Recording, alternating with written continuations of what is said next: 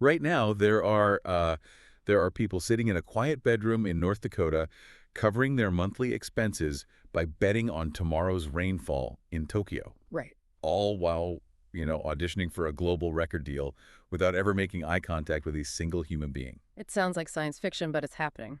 It really does. Yeah. Welcome to today's Deep Dive, everyone. We are thrilled to have you with us because, well, if you look at the stack of notes and research we are diving into today, the traditional blueprint for how a human life is built, where you live, how you earn, who you perform for, it's being entirely rewritten. Completely dismantled, really. Yeah, we are going on a mission today Mm. through this fascinating collection of sources to explore how e-commerce, algorithms, and digital marketplaces aren't merely changing how we shop.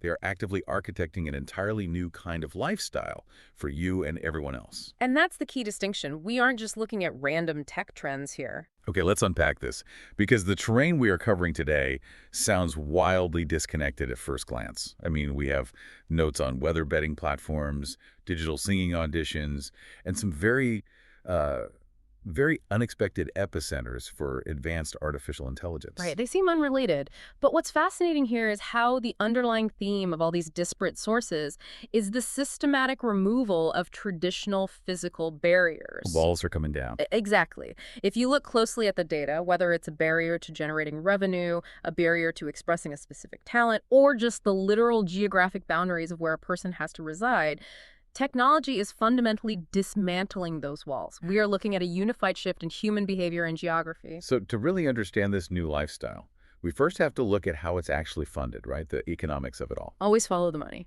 Right. And the sources start by highlighting a very specific paradox in modern wages. We are seeing increasing pay wages in certain states right now. And the explicit goal, according to the text, is that with these higher wages, no one should be left behind. Which is a noble goal. It is. But then the source points out a phenomenon that feels incredibly familiar to a lot of people. Even with higher wages, budgeting issues are still happening anyway. Yes, the math doesn't seem to add up for people. Exactly. And the exact phrasing they use in the notes is just fascinating. It says, we are seeing a budget happens without cause. Yeah, that phrase, without cause, it really caught my eye too. Right. What did that even mean? Well, I think it's doing a lot of heavy lifting in the text. It perfectly captures the friction of modern economics for you and me. You calculate your increased wage, you project your fixed costs, and the math suggests you should be fine, right? You should be building wealth. Exactly. Yet the budget still fractures. And the reason it feels like it happens without cause is because traditional financial models where you track physical dollars going toward physical, predictable goods, they just don't account for the micro frictions of the current economy. It's like a mysterious leak in a boat. Yeah. That's a perfect analogy. It's not one giant hole. It's 1,000 invisible digital pores.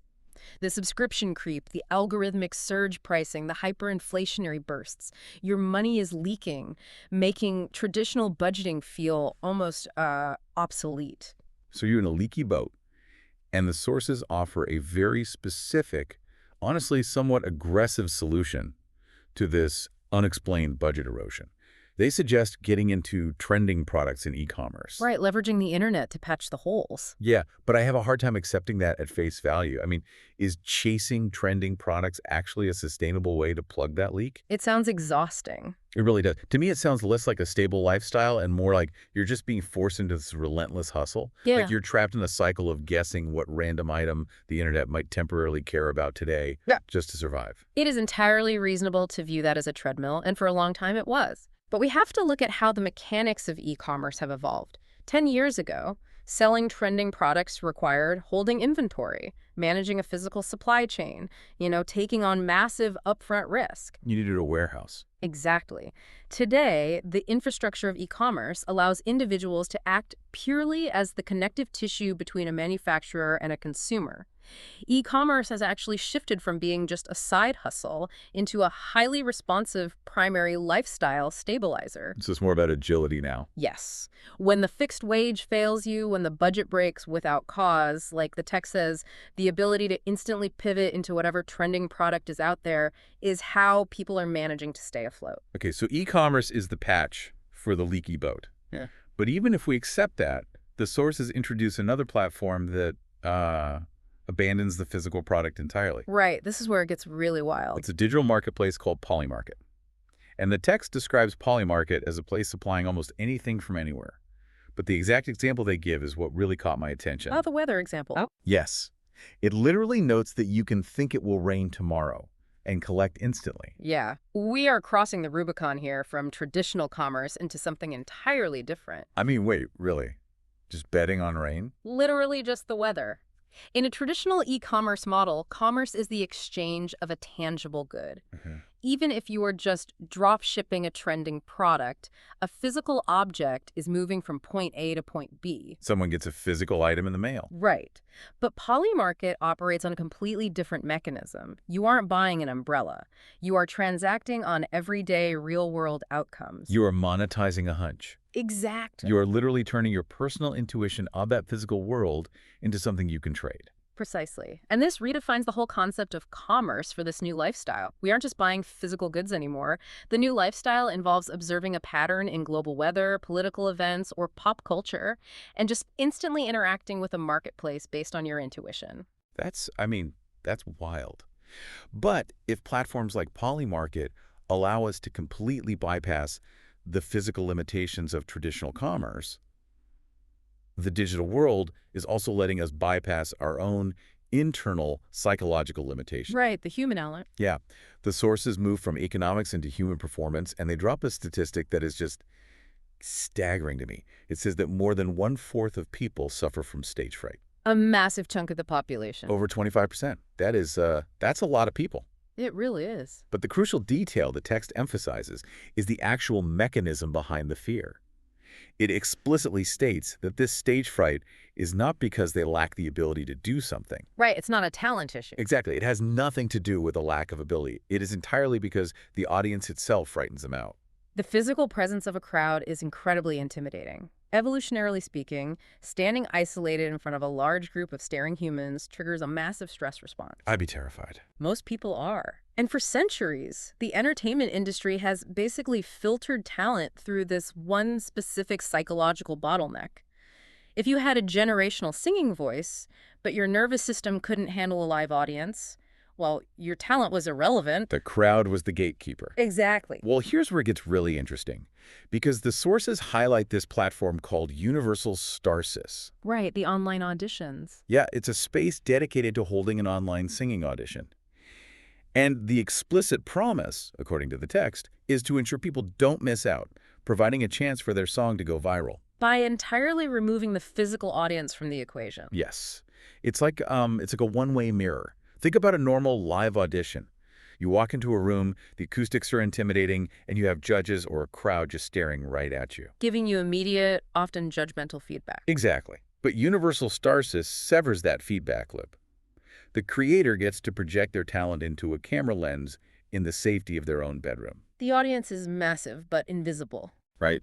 Invisible at the moment of creation. They don't have to deal with the paralyzing glare of a live crowd staring back. If we connect this to the bigger picture, what we are analyzing here is how technology is democratizing success. Talents that would have historically been permanently buried by human anxiety are now being unlocked by the safety of the digital buffer. We are no longer demanding that exceptional talent be bundled with ironclad nerves. It's just incredible to think about how much talent has been lost to stage fright over the years. Oh, countless amounts. But not anymore. But, if we follow the logic of these first two segments, we run into a pretty massive structural question. Where does this all lead? Yeah, exactly. Because if you can manage your budget via online trending products, and if you can transact on the daily weather in Tokyo via Polymarket, and if you can launch a viral singing career on Universal Starsis without ever standing on a physical stage, then what exactly is tethering you to a physical location? Nothing. Absolutely nothing. The sources ask a very direct question. Could a road trip become permanent? It's a profound question. It is. And they note that the U.S. is ranked #1 as the worldwide favorite because of its technological advancements, making this kind of life possible. Right. The infrastructure is there to support it. But this is where I have to push back, or at least ask some serious questions, because the text reveals the specific states ranked most advanced in AI, making them better and safer. The rankings are definitely surprising. Very surprising. The list is Nebraska, Massachusetts, and North Dakota. Now, Massachusetts. I get that. Sure, Boston, MIT, Harvard. Right. Dense technological infrastructure. But Nebraska and North Dakota, Yeah. why are the epicenters of futuristic AI located there? Are massive tech hubs just relocating for the scenery? It sounds totally counterintuitive, right? It really does. But the source provides a very specific reasoning for this.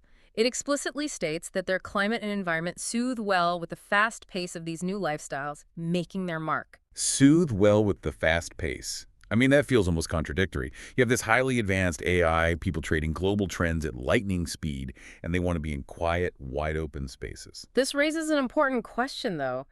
How do our hyper-fast digital lives actually affect us physically? They exhaust us, probably. Exactly. They require calming, soothing physical environments to prevent total burnout. Think about the lifestyle we've just mapped out. If you are monitoring volatile e-commerce algorithms, betting on global outcomes in real time on Polymarket, and managing a viral digital persona, your brain is just constantly redlining. You're processing so much data. Right. Now imagine taking that overclocked digital mind and dropping it into a massive, noisy, dense urban center with traffic and sirens. Well, that sounds like a nightmare. The cognitive load is unsustainable. The reason states like North Dakota and Nebraska are becoming these crucial AI hubs is because they offer sensory offloading. So the physical environment serves as a counterweight to the digital one. Yes. The text notes, these places are better and safer because the people running these systems and the people living this permanent road trip lifestyle literally require that physical calmness. When your digital life is a storm, your physical life needs to be a flat line. Wow. Okay, so what does this all mean for you, listening right now? It means the rules have completely changed. Right. If we step back, we're looking at a unified shift. Income, ambition, and geography are being completely rewritten by e-commerce, digital stages, and AI. We have a new economic model where income is this fluid navigation of trending products and prediction markets. And a new paradigm for talent, where digital interfaces protect us from our own anxieties like stage fright. Yeah, and an entirely new map of the world, where the concept of a permanent road trip is viable, and the future hubs of advanced technology are the quiet plains of Nebraska and North Dakota.